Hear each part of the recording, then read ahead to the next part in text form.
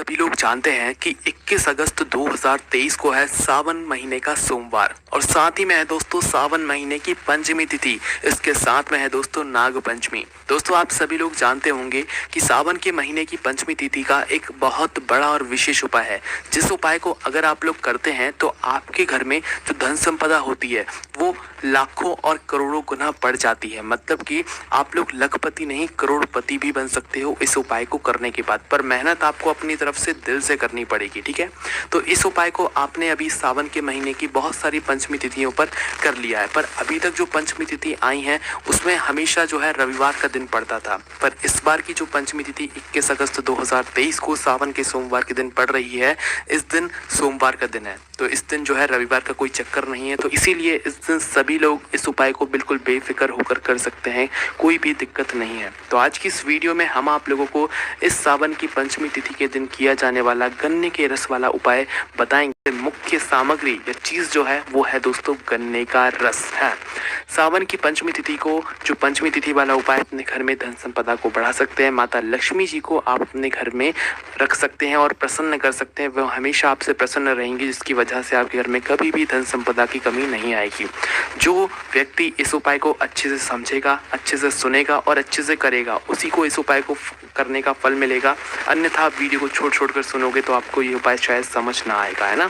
तो सबसे पहले हम लोग बात करते हैं और इस उपाय की सबसे मुख्य चीज़ के बारे में बात करते हैं ना। तो इस उपाय को करने के लिए सबसे लो, और इस उपाय को आप प्रातःकाल सुबह से लेकर दोपहर के 12 बजे से पहले तक कभी भी कर सकते हो। ठीक है, इस उपाय को आपको शाम के समय या रात्रि में नहीं करना है, इस बात का ध्यान रखिएगा। ठीक है, उसमें सबसे मुख्य चीज़ गन्ने का रस ही है, जो कि आपके घर में धन संपदा को बढ़ाने वाला है। ठीक है, तो सबसे पहली चीज़ आपको गन्ने का रस लेकर आना पड़ेगा इस उपाय को करने के लिए, और इस उपाय को आपको 21 अगस्त 2023 के दिन प्रातःकाल सुबह करना है, और सुबह ही आपको ताज़ा गन्ने का रस भी लेकर आना है। ऐसा नहीं कि आप रात्रि के समय गन्ने का रस ले आएँ और उसी रस को जो है आप लोग फिर सुबह उपाय में उपयोग करें, तो इससे शायद उपाय उतना ज़्यादा काम ना कर पाए। ठीक है, तो अब आपको गन्ने का रस कैसे लाना है, कैसे आप गन्ने के रस की जुगाड़ करोगे, वो आप लोग सबसे पहले सुन लो।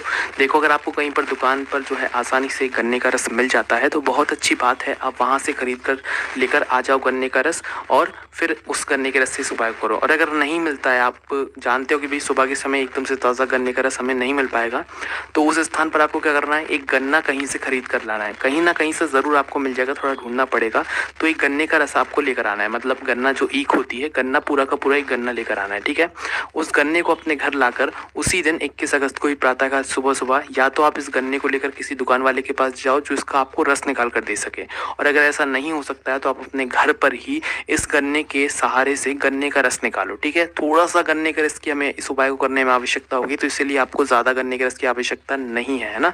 तो आप लोग जो है थोड़ा सा गन्ने का रस अपने घर में ही किसी जुगाड़ से निकाल। तो आपको करना क्या है, आपका गन्ने का रस निकल गया, ताज़ा गन्ने का रस आपके हाथ में आ गया और आपके पात्र में आ गया। ठीक है, इस गन्ने के रस को आप किसी पात्र में भर लो और एक अनुमान के साथ बताएं तो इस गन्ने के रस को आपको मात्र इतना सा चाहिए कि जो छोटा गिलास होता है ना, वो भी आधा गिलास भरा जाए, मात्र इतना सा गन्ने का रस चाहिए। ठीक है, इस उपाय करने के लिए।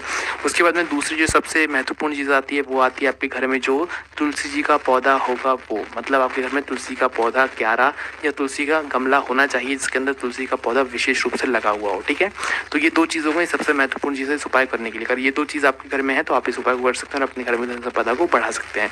तो आपको करना क्या है, 21 अगस्त 2023 सावन के सोमवार के दिन, सावन की पंचमी तिथि के दिन आपको क्या करना है, सबसे पहले आपको शुद्ध होना, स्नान करना है, शुद्ध वस्त्र पहनना है। उसके बाद दोपहर के 12 बजे से पहले कभी भी आप इस उपाय को कर सकते हैं। ठीक है, जो व्यक्ति दोपहर के 12 बजे तक भी ना कर पाए तो शाम होने से पहले कभी भी आप इस उपाय को कर लेना, इस बात का ध्यान रखना है। ठीक है, वैसे नियम से सुबह करोगे तो ज़्यादा अच्छा रहेगा।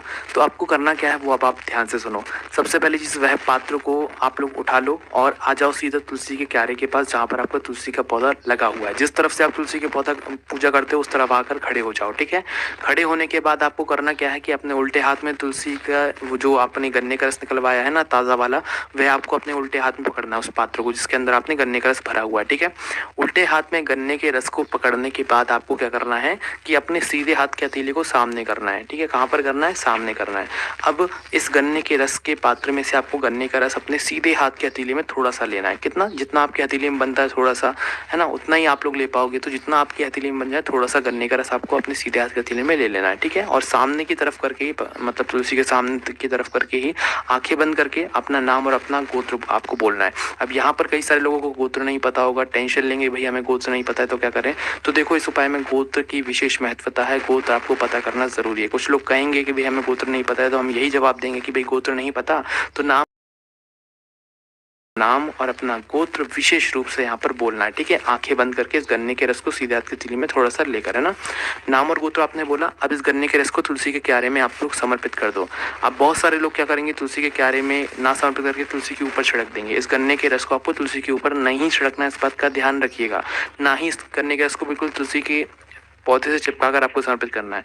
इस गन्ने के रस को जो आपने सीधे हाथ की हथेली में लिया है, अपना नाम और गोत्र बोलकर आपको माता तुलसी की जो क्यारा होगा, जो मिट्टी होगी, उस मिट्टी में समर्पित करना है, ठीक है। मतलब जो तुलसी का गमला होगा ना, उस गमले की मिट्टी के अंदर इस गन्ने के रस को मात्र आपको समर्पित कर देना है। बस इतना सा काम करना है ना। बस ये जो काम आपने किया ना एक बार, अभी इसी काम को आपको 7 बार करना है इस उपाय को पूरा करने के लिए, ठीक है। जैसे कि आपने एक बार तो कर ही लिया, दूसरी बार आपको वापस से उस गन्ने के पात्र में से थोड़ा सा गन्ने का रस लेना है, आंखें बंद करके नाम और गोत्र बोलना है, तुलसी के क्यारे में समर्पित कर देना है, ठीक है। तुलसी की मिट्टी में समर्पित करना है, इस बात का ध्यान रखिएगा, है ना। तुलसी के ऊपर गन्ने के रस का स्पर्श भी ना हो, ऐसे करके आपको समर्पित करना है, ठीक है। 2 बार हो गया, फिर तीसरी बार करोगे, फिर चौथी बार करोगे, फिर 5वीं बार करोगे, फिर 6वीं बार करोगे, फिर 7वीं बार भी थोड़ा सा गन्ने का रस लेकर अपना नाम और अपना गोत्र बोलकर तुलसी के क्यारे में इस गन्ने के रस को आपको समर्पित कर देना है। समर्पित करके आप लोग वहीं तुलसी के सामने खड़े होकर ही आंखें बंद करके अपने घर में धन संपदा के लिए प्रार्थना कर लेना, तुलसी माता जी का स्मरण कर लेना, है ना। उसके बाद में दोस्तों यहाँ पर ये उपाय आपका पूर्ण हो जाता है।